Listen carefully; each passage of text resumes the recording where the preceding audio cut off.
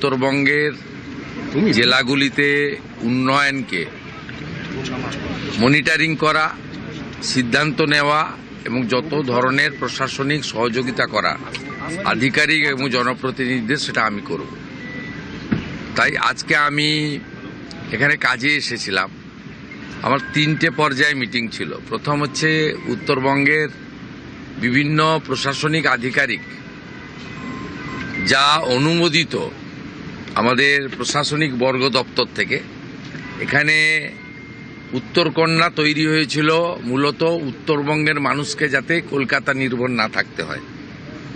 আমি আজকে অ্যাসেসমেন্ট করলাম, সেখানে উত্তরকন্যাতে কেবলমাত্র এনবিডিডি উত্তরবঙ্গ উন্নয়ন দপ্তরের কাজ ছাড়া অন্যান্য দপ্তরের কাজের জন্য না আছে আধিকারিক, না আছে পরিষেবা।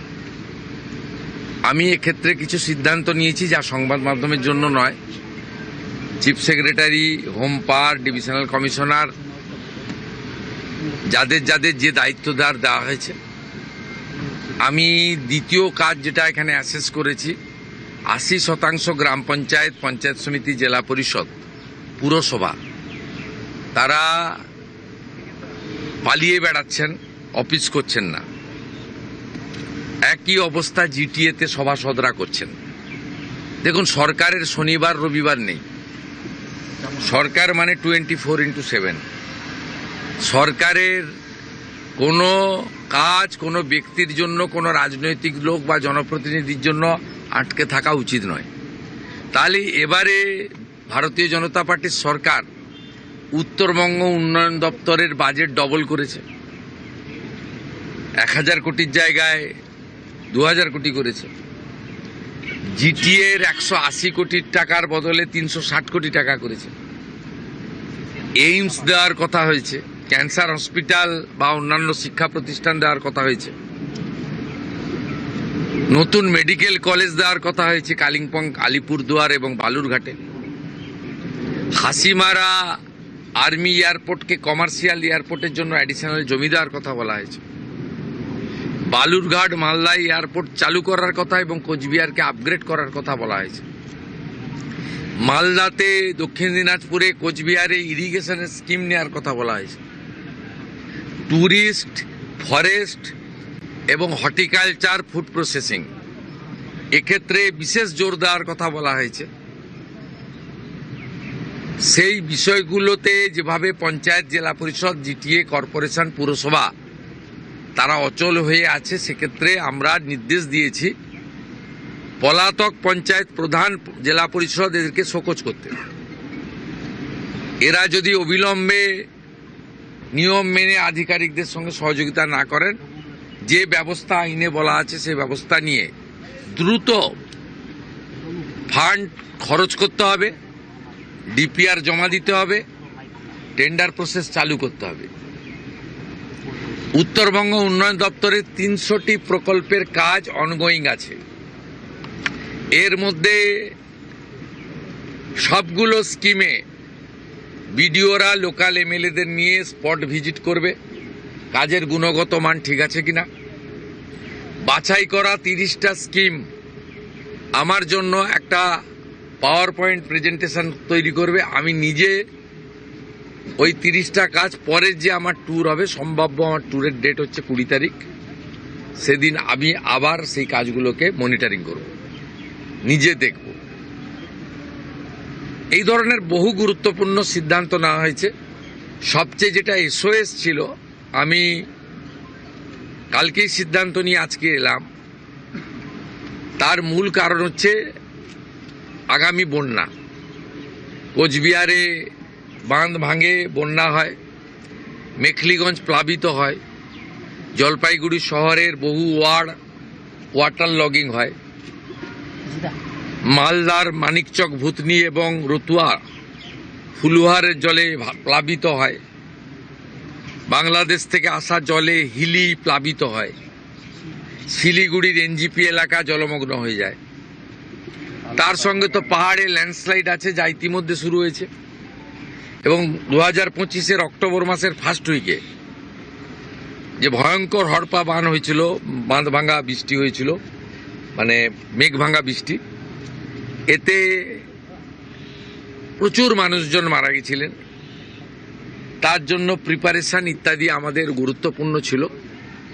মোট 670টি স্কিম আইডেন্টিফাই করে শর্ট টার্মে 300 মতো স্কিমে ইরিগেশন কাজ করেছে।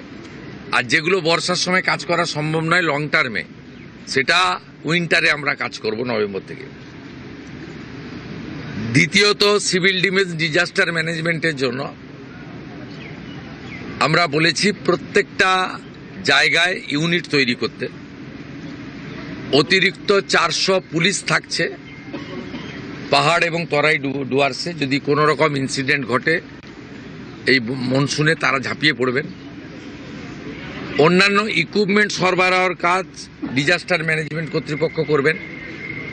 দার্জিলিং, কালিম্পং, জলপাইগুড়ি এবং আলিপুর দুয়ারে সিভিল ডিফেন্সের ট্রেনিং নেওয়া ছেলে যারা বসে আছে তাদেরকে 15ই জুন থেকে 15ই অক্টোবর মাসে 20 থেকে 25 দিনের কাজ দেবে সিভিল আমাদের ডিজাস্টার ম্যানেজমেন্ট সিভিল ডিফেন্স। এবং একটি বিশেষ প্রশিক্ষিত বাহিনী এক্স সার্ভিসম্যানদের নিয়ে তৈরি করা হচ্ছে 50 জনের, যারা পাহাড়ে থাকবে। এনডিআরএফ, এসডিআরএফ, পুলিশ এবং অন্যান্য যারা এই ধরনের ডিজাস্টারে হেল্প করে তাদের সাহায্য করার জন্য। আমি আপনাদের মাধ্যমে পৌরসভা, কর্পোরেশন, পঞ্চায়েত, জিটিএ চুরি চামারি যারা করেছেন থানায় গিয়ে আত্মসমর্পণ করুন। যেতে পাচ্ছেন না কাটমানির টাকা ফেরত দেওয়ার ভয়ে, প্রয়োজন হলে পদত্যাগ করে দিন, পাবলিক ফেস করতে পাচ্ছেন না। কিন্তু এই ধরনের নিরুদ্দেশ হয়ে যাবেন না। 1 জুলাই থেকে বিকশিত ভারত জিরামজি চালু হয়েছে। 125 দিনের কাজ দেব আমরা। উত্তরবঙ্গে সবচেয়ে পরিযায়ী শ্রমিক বেশি। অদক্ষ শ্রমিকের ক্ষেত্রে 300 টাকা, সেমি স্কিল্ডের ক্ষেত্রে 450 টাকা, স্কিল্ডের ক্ষেত্রে 600 টাকা ডেলি পাবেন তারা। অবিলম্বে এই কাজ শুরু করতে গেলে পঞ্চায়েত স্তরে ইঞ্জিনিয়ারিং সেল, গ্রাম পঞ্চায়েতের প্রধান এবং গ্রাম সংসদের সভা ডেকে স্কিমকে তুলে আনতে হবে। 2,56 লক্ষ জব কার্ড হোল্ডার এই কাজ পাবেন। এই বিষয়গুলো আমার ছিল এবং মূল বিষয় ছিল উত্তরবঙ্গের উন্নয়নকে চালানো, উত্তরকন্যাকে প্রশাসনিক উত্তরবঙ্গের দপ্তর হিসেবে, ফুল ফেজেড দপ্তর হিসেবে এখানে আরও নিয়োগ করা, মানে চালু করা, চলমান রাখা। আর ডিজাস্টার ম্যানেজমেন্ট এবং প্রি মনসুন, প্রি ফ্লাড আমাদের প্রিকশন এবং অ্যারেঞ্জমেন্ট তৈরি করা, রিভিউ করা, এই কাজগুলো আমি এখানে প্রায় 3 ঘন্টা ধরে করেছি। কিছুজন ফিজিক্যালি ছিলেন, কিছুজন ভার্চুয়ালি ছিলেন। দাদা, আর একটা বিষয়, আপনি এর আগেও বিধাননগরের উপর দিয়ে বহুবার গিয়েছেন। সেখানে একটা আনারস মার্কেট রয়েছে, যেটা সিপিএম এর আমলে তৈরি করা, তৃণমূল কোনো রকমই কোনো কাজ করেনি। তো এইবার আড়তদাররা চাচ্ছে যে এই নতুন সরকার এই মানে আড়ত খোলার জন্য একটা ব্যবস্থা নেওয়া হয়। এখানে উত্তরবঙ্গ উন্নয়ন দপ্তর মন্ত্রী রয়েছেন, পার্টির নেতা রয়েছেন, এমপি রয়েছেন, ওখানে এমএলএ আছেন। তারা সম্মিলিতভাবে যেটা ভালো করার করবে। দেখুন, আগের মুখ্যমন্ত্রী সব নিজে সিদ্ধান্ত নিতেন, বাকিদের কাজ করতে দেননি।